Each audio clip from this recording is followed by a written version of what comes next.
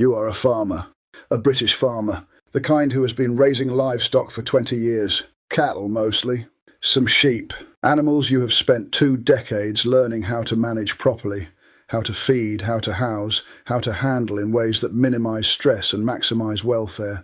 And you know, because you have been through the training and the inspections and the compliance requirements, that when the time comes to slaughter those animals, there is a legal process you must follow. A specific process, mandated by British law, designed by scientists and veterinarians and animal welfare experts over decades of research into how to minimize suffering at the end of an animal's life. You must stun the animal before slaughter, render it insensible, ensure that it cannot feel pain before the killing blow is delivered.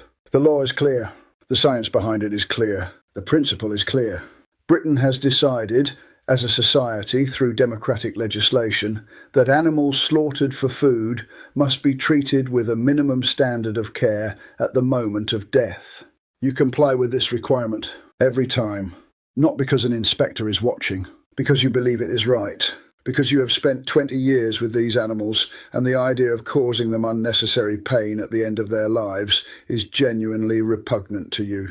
And then you find out that the law you follow, the law that applies to you, the law that British society decided represents the minimum acceptable standard of animal welfare at slaughter, does not apply to everyone. That there are exemptions written into the legislation that allow significant numbers of animals to be slaughtered in Britain without pre-stunning, without rendering them insensible first, for reasons that have nothing to do with animal welfare and everything to do with religious practice.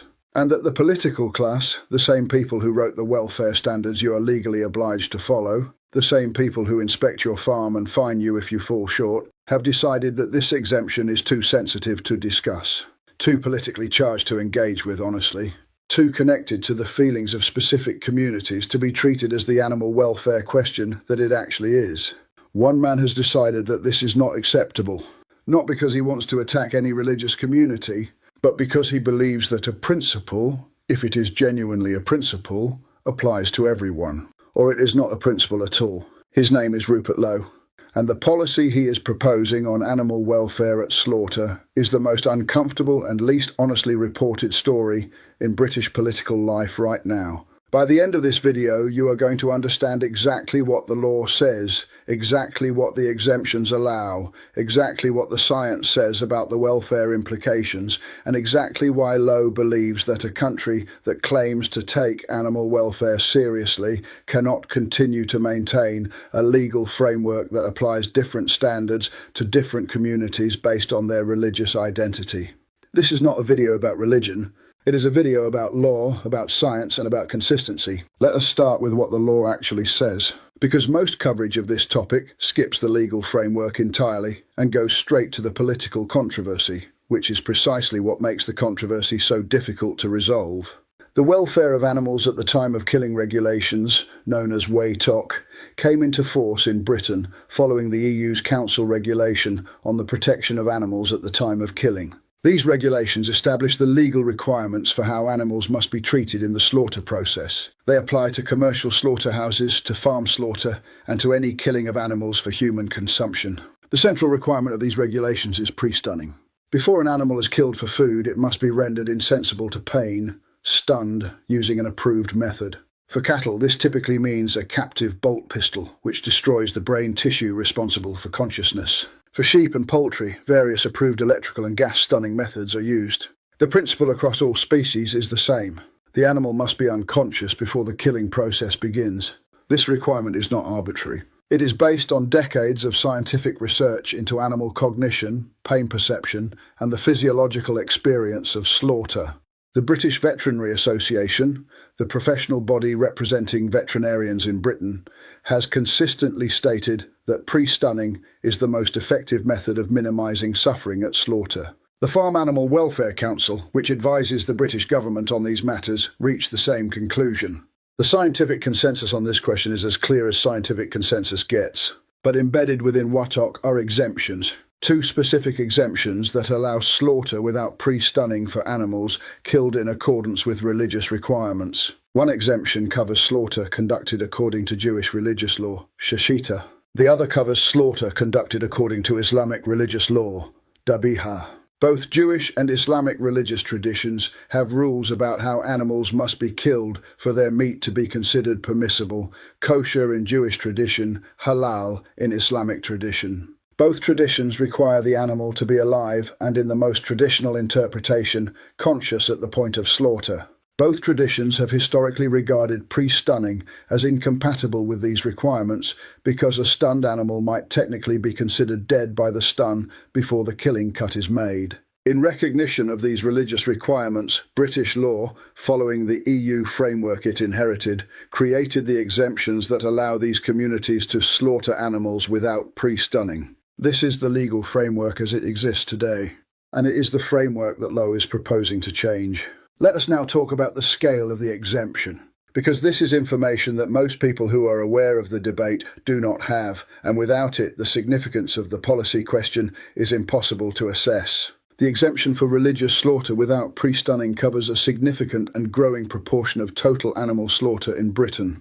Halal meat in particular has grown from a niche market serving a relatively small Muslim population to a significant mainstream category, present not just in specialist butchers and takeaways, but in supermarkets, fast food chains, school canteens, hospital catering, and airline meals. A significant proportion of halal meat sold in Britain is produced using pre-stunned animals, a practice accepted by many Islamic scholars as compatible with halal requirements when the stunning is reversible and the animal would recover if not subsequently slaughtered. But a meaningful proportion of halal slaughter in Britain still takes place without pre-stunning under the religious exemption. For kosher meat, pre-stunning is almost universally incompatible with the strict requirements of shechita, the Jewish religious slaughter method. Virtually all kosher meat produced in Britain is slaughtered without pre-stunning. The combined volume of animals slaughtered in Britain without pre-stunning under these religious exemptions runs to millions of animals annually. The precise figure is difficult to establish because the reporting requirements for religious slaughter have historically been less rigorous than for conventional slaughter, a discrepancy that is itself revealing about the political sensitivity of the issue. What the available data shows is that the welfare exemption is not a small-scale accommodation of a minority religious practice. It covers a significant volume of commercial food production, and the animals affected are experiencing a slaughter process that the scientific and veterinary consensus considers less welfare protective than pre-stunned slaughter. Now let us talk about the science, because this is the part of the debate that most political commentary treats as settled, either by dismissing the welfare concerns entirely or by treating them as so overwhelming that no further discussion is needed. Neither approach is honest. The scientific evidence on the welfare implications of non-stun slaughter is genuinely significant. Research conducted by the Meat and Livestock Commission, by university veterinary departments, and by independent animal welfare organisations has consistently found that slaughter without pre-stunning extends the period during which an animal may experience pain and distress compared with pre-stun slaughter. The specific mechanism is the severing of the major blood vessels of the neck, the method used in both shechita and dhabiha, which causes rapid blood pressure drop and loss of consciousness. Proponents of non-stun religious slaughter argue that this blood pressure drop causes loss of consciousness almost immediately and that the animal does not suffer. The scientific evidence does not support the claim of immediate loss of consciousness in all cases. Research using electroencephalography, brain activity monitoring, has found that cattle slaughtered without pre-stunning may take significantly longer to lose consciousness than cattle stunned before slaughter. The duration varies between animals and depends on the precision of the cut, but the evidence for a meaningful window of potential pain and distress in at least some non-pre-stunned animals is robust. The British Veterinary Association's position, maintained consistently for decades, is that pre-stunning should be required for all slaughter and that the religious exemptions should be removed. The British Veterinary Association represents the professional, scientific and clinical expertise of the veterinary community. Their position is not politically motivated. It is based on their assessment of the available evidence about animal welfare. Lowe is not making a novel scientific argument. He is adopting the position of the British Veterinary Association. He is saying that the scientific advice of the veterinary profession, the same profession whose advice the government accepts and implements in every other context of animal welfare legislation, should be followed consistently, including when following it creates political difficulties. Now let us address the religious dimension honestly, because Lowe's proposal cannot be understood properly without engaging with it. The Jewish and Muslim communities in Britain have strong and deeply held objections to the removal of the religious slaughter exemption. These objections deserve respect and serious engagement, not dismissal. For both communities, the method of slaughter is not merely a preference or a tradition. It is a religious obligation derived from sacred texts and from centuries of religious jurisprudence. The rules of kashrut and halal are not optional features of Jewish and Islamic practice. They are understood by observant members of these communities as divinely mandated requirements. The removal of the religious exemption would not, in practical terms, prevent Jewish or Muslim communities from observing their dietary laws entirely. Pre-stunned animals can be and are certified as halal by many Islamic authorities, and kosher certification organizations in other countries where non-stun slaughter is prohibited have developed methods of accepting reversibly pre-stunned animals as kosher. But for the most observant members of these communities, for those who follow the strictest interpretation of kashrut and the most conservative halal standards, a pre-stunned animal is not acceptable. The removal of the exemption would mean that the most observant members of both communities could not access meat that meets their religious requirements unless they imported it from countries where non-stun slaughter remains legal. This is a real and significant impact on religious practice. It deserves acknowledgement. Lowe's position is that he acknowledges it, and that acknowledging it does not change his conclusion. His argument is not that the religious practices of Jewish and Muslim communities are unimportant. It is that the animal welfare principle, that all animals slaughtered for food in Britain should be pre-stunned, is a principle that a democratic society has determined reflects the minimum acceptable standard of care, and that maintaining different legal standards for different communities based on their religious identity is not compatible with the rule of law as Britain understands it. He draws a parallel that is genuinely useful for understanding the argument. British law prohibits female genital mutilation. The prohibition applies to communities where the practice is culturally or religiously motivated, as well as to communities where it is not. The courts have not accepted religious or cultural motivation as a defence in prosecutions under that legislation. The law applies universally because Parliament determined that the harm the practice causes is sufficient to override the religious freedom of those who would practice it. Lowe is not equating non-stun slaughter with female genital mutilation in terms of severity. He is drawing the structural parallel that when British law determines a minimum welfare standard is required, it applies that standard universally, and that the religious exemption to the pre-stunning requirement is an anomaly within that framework, not because religion is unimportant, but because the animal welfare principle is not applied consistently. Let us now talk about the international context. Because Britain is not alone in grappling with this question, and the experiences of other countries are informative. Denmark banned non-stun slaughter entirely. The Danish agriculture minister at the time stated that animal rights come before religion.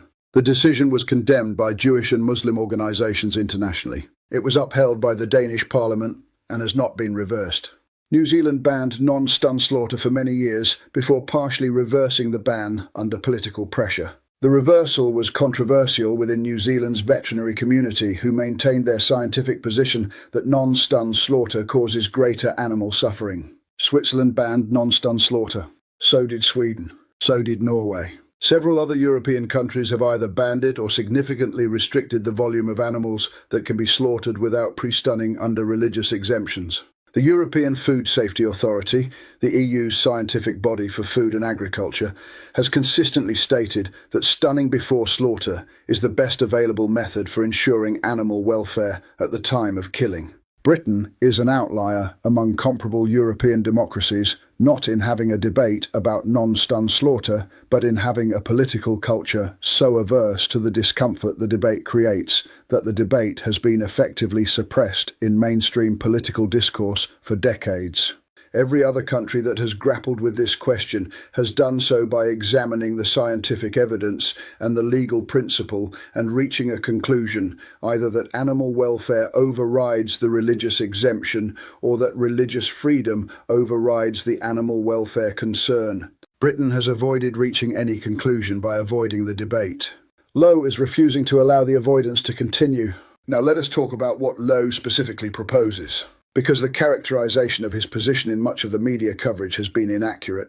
He is not proposing to ban the sale of kosher or halal food in Britain. He is not proposing to prevent Jewish or Muslim communities from observing their dietary laws. He is not proposing any restriction on the religious practice of these communities beyond the specific question of how animals are slaughtered in commercial food production.